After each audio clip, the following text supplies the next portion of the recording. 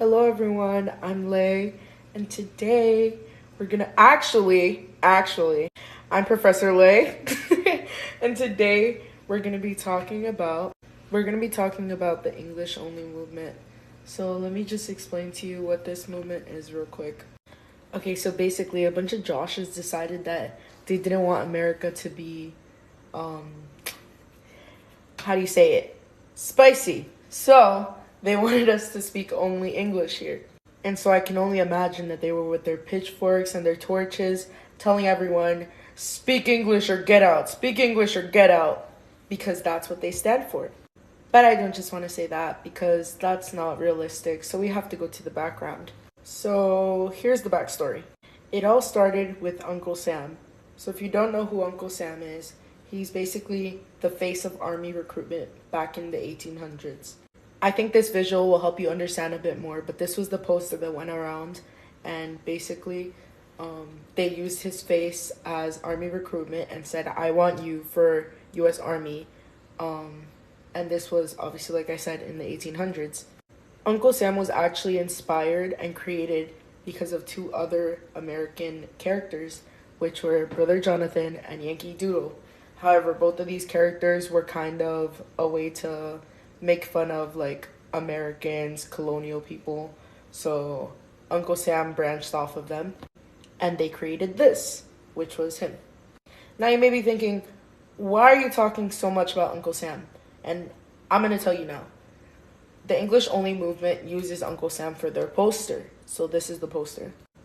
It says, I want you to speak English or get out. This isn't the only poster that went around. There was a few variations of it, but they all basically said the same thing. This one was just more straight up. Not only did they use it for the English only movement, but you can see it used over time for other posters as well and other movements. Now, because this isn't part of my project, I'll just say that Wikipedia told me that America First was coined by President Woodrow Wilson in his 1916 campaign that pledged to keep America neutral in World War I. And you can also see on the side that there's a very racist one, which I will not be talking about too much because of obvious reasons. I cannot really say what's on the poster, but is basically telling black people to join the army because it's better to get killed in the army than to get killed in slavery, is basically what that poster is telling people. So as you can see, they used him for a lot of things. And when it came to the English only movement, it was no exception. Okay, but why though? Why the English movement? Why do people care so much? Who brought this up? Just why? Why are we doing this? And the simple and very short, very broad answer is power. So it all started when Senator S.I. Hayakawa made a proposal to make English the official language of the U.S. in 1981. However, over time, he wasn't the only one that brought this up. And over the past few decades, we have seen some actions take place because of statements and proposals like these. In an article written by Esther DeJong, they state, recent attacks on bilingual approaches to educated ELLs began in 1997 in California when the politician and millionaire Ron Unz authored a ballot initiative, Proposition 227, to replace bilingual programs with an English-only approach to instructing ELLs, Jong 2016. So let's think about this. A person moves here from X country to America and they become a citizen, they want to vote. However, English isn't their first language, so they expect a ballot to be in X language, but it's an English-only ballot. So now this is very difficult for them because this makes it very hard for them to vote since English isn't their first language. Now let's go back to ELLs, which means English language learners. So obviously if people are coming from different countries, they're not just gonna, hey, I'm new here, I know the language already. That's not really how it works, obviously. Therefore, they're coming here to America and they're gonna take, their classes, they're gonna do whatever they can to become a citizen here. And because of this, they have to learn English. So let's think about this. The Joshes, or I guess the Karens and the Kevins, their defense is that English-only supporters build on the popular image of the United States as a nation of immigrants who have succeeded economically by learning English and leaving their ethnic roots behind. Therefore, they believe that if these people come in, leave their roots, leave their languages, leave things that are common to them, and basically make it disappear, they'll become true Americans. But we know that's not how things work.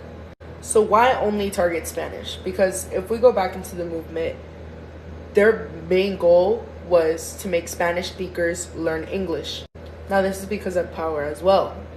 Primarily white people assume that they can tell anyone to do whatever they want. So they tell everyone, speak English, do what we want. Basically get accustomed to our way of living. But as we know, they're standing on top of indigenous people who were here way before any of us were. So technically, this isn't really their country either. So now that you know what the English only movement is and why they use Uncle Sam, and basically the why though, which was power, we can talk about my really simple argument. Let people be! And I know you may be thinking, this is really broad, you can't just say this, but honestly, it really is the only way. If we take the ELLs and let them keep their language, keep their ethnic roots, keep everything that they came with, and, help share their culture instead of taking it away, then maybe people will feel more safe here. Because we continuously hear stories of primarily white people telling ethnic people to speak English or get accustomed to the American way. However, this causes a really negative effect because people feel afraid to share their cultures with each other. And I understand we won't ever be the melting pot that America tries to be, because we can't just try to fit in with each other's cultures. But the least we can do is try to understand each other and make America feel like a safe place for everyone, starting with letting people speak their own language without making them feel inferior. It's a broad solution, but we must fight against the Kevins and the Karens of this nation who think they own the place, knowing damn well the indigenous were here before them. But that's a story for another day, so I'll leave my argument here. Thanks for watching, and remember, respete para que lo respeten. Respect so they respect you.